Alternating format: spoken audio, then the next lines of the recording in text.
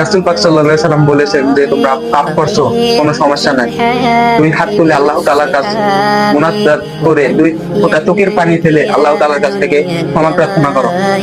আর আমি শিখিয়ে দিচ্ছি, মানে রাসূল পাক সাল্লাল্লাহু আলাইহি সাল্লাম বলেছেন যে আমি শিখিয়ে দিচ্ছি তোমরা এই আমলটা বেশি বেশি করবা, ইনশাআল্লাহ আল্লাহ তাআলা সব গুনাহ মাফ করে দিবেন।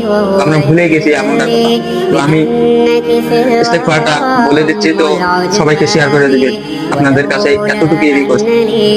আমাদের নবী হযরত মুহাম্মদ সাল্লাল্লাহু আলাইহি সাল্লাম বলেছেন যে প্রতিদিন যে ব্যক্তি 11 বার এই ইস্তেগফারটা তেলাওয়াত করবে তার কোনো গুনাহ থাকবে না।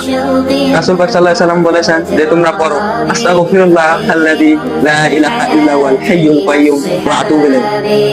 তো এই ইস্তেগফারটা প্রতিনিয়ত 11 বার পড়লে আল্লাহ তাআলা যে কোনো গুনাহ মাফ করে দেবেন।